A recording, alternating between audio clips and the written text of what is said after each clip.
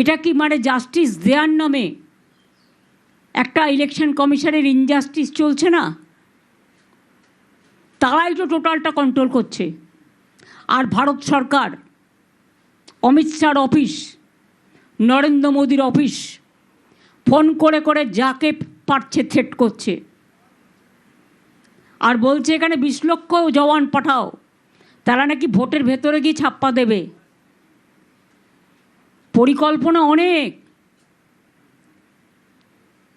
EVM machine থেকে শুরু করে মানুষকে ভোট দিতে না দেওয়ার অধিকার, বাইরে থেকে গুন্ডা পাঠিয়ে এখন থেকে সমস্ত বাংলা দখল করেছে, এবং সেটা যাতে বাংলার পুলিশ ধরতে না পারে সেই জন্যেই কতগুলো পেটুয়া লোককে আগমন করেছে।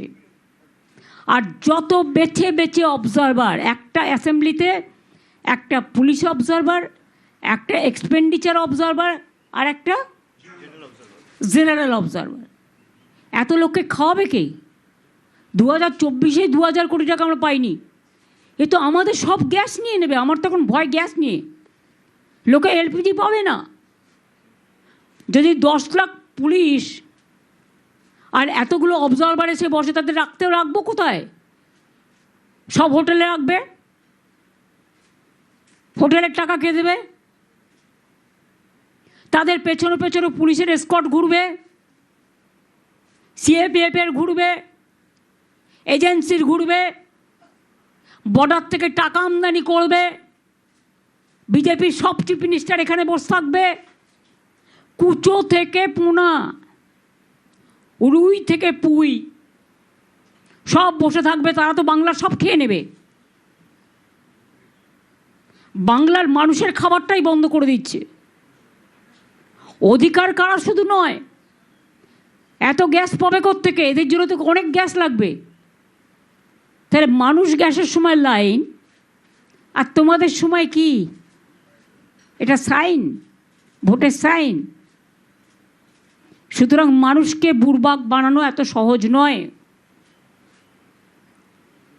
মানুষ ওদের নির্বাক করে দিয়ে আগামী দিন মানুষের সম্মান রক্ষা করার জন্য গণতন্ত্রকে শক্তিশালী করবে। আমি আমার জন্য বলছি না, আমি নিজেকে নিয়ে অত করি না, কেয়ার করি না। আমি লড়াই করি, লড়াইয়ের থেকে জন্ম নিয়েছি, চিরকাল লড়াই করে যাব।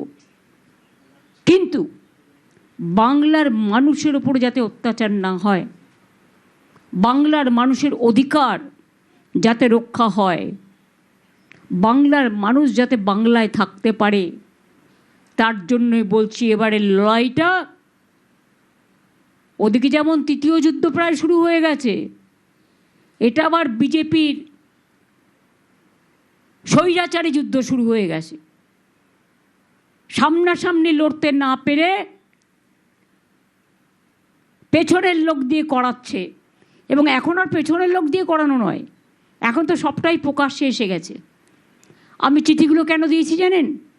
এগুলো রেকর্ড কথা বলে, এভিডেন্স করে রাখছি। চিরকাল তো রেকর্ডটা রয়ে যাবে না, কাজে লাগবে যে কী করেছে বাংলায়। আজকে যতই বঙ্কিমচন্দ্রকে বঙ্কিমবাবু বলো, বঙ্কিমদা, রবীন্দ্রনাথ ঠাকুরকে শান্তিনিকেতনে জন্মেছ বলো, আর বাংলায় টেলিপম্পটার দেখে দুটো বাংলায় ভুলভাল বলো। রানী রসমণিকে কী যেন রসমণি বলেছেন। মোদিজির মিছিল থেকে শশীফাজার বাড়ি অ্যাটাক করা হলো, আর অমিত শাহর মিছিল থেকে আগেরবার বিদ্যাসাগরের মূর্তি ভাঙা হয়েছিল। এদের একটাই কাজ, গুন্ডামি, দাঙ্গামি,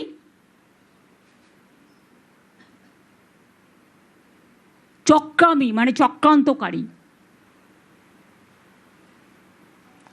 আর গর্ধ শক্তির কাজ একটাই,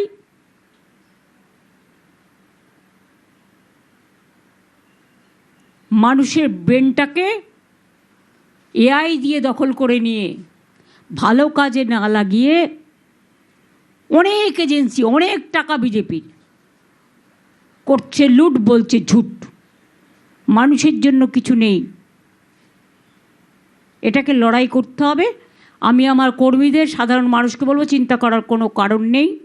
ঈদের পরেই আমরা প্রচারে বেরোবে, সবার সাথে রাস্তায় দেখা হবে। তৃণমূল কংগ্রেস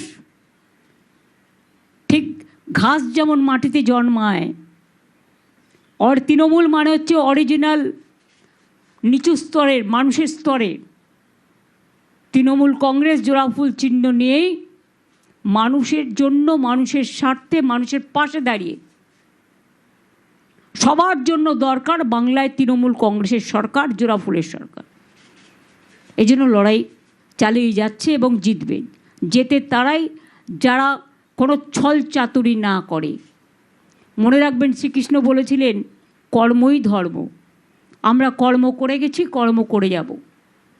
আপনাদের সকলের সহযোগিতা, আশীর্বাদ, শুভেচ্ছা, দোয়া, সৎ শ্রী অকাল বলুন, জয় জয় বলুন, সবটাই দণ্ডবতে বলুন, সবটাই প্রার্থনা করে গেলাম। এরপরে দেখা হবে ফিল্ডে, লড়াইয়ের ময়দানে, প্রচারের ময়দানে। সবার সুস্বাস্থ্য কামনা করছি, সবার পরিবার ভালো থাকুক, সুস্থ থাকুন আপনারা সকলে।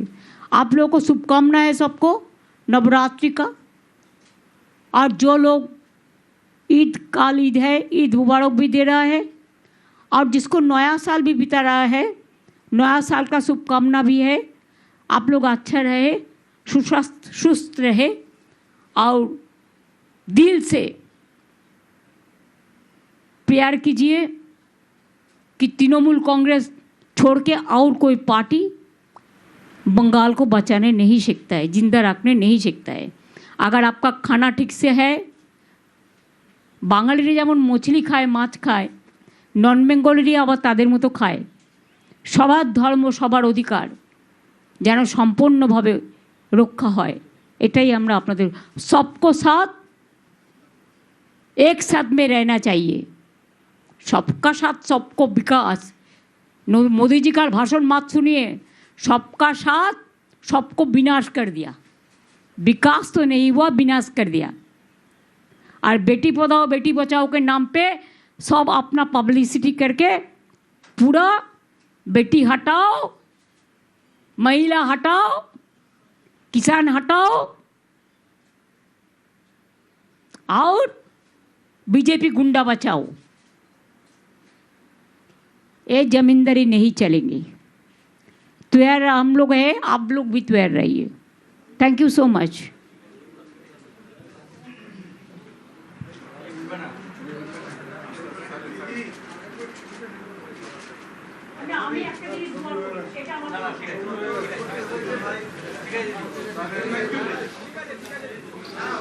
তৃণমূল তাদের নির্বাচনী ইস্তাহার প্রচার করছে এবং জানিয়ে দিল যে ঈদের পর থেকে প্রচার জনসংযোগ শুরু হবে।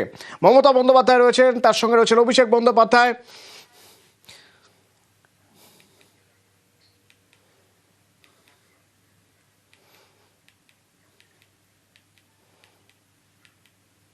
এবং এই প্রচার ইস্তেহার প্রকাশ করতে করতে পরিষ্কার তিনি জানিয়ে দিলেন যে এরই মাঝে ঘোষিত রাষ্ট্রপতি শাসন জারি করে ভোট করানোর চক্রান্ত করা হচ্ছে। দুই হচ্ছে, আমরা এনআরসি মানি না। এগুলো আমরা প্রথম থেকে বলে আসছি, এটা আমাদের অঙ্গীকার। সব কিছু লেখার মধ্যে থাকে না, মনের মধ্যে থাকে, বক্তব্যের মধ্যে থাকে। আমি ক্লিয়ার করে দিলাম। এবং রাজ্য সরকারের স্বঘোষিত প্রেসিডেন্ট রুল করে যারা ইলেকশন করছেন, ভোট লুট করবেন বলে তারা মূর্খের স্বর্গে বাস করছেন।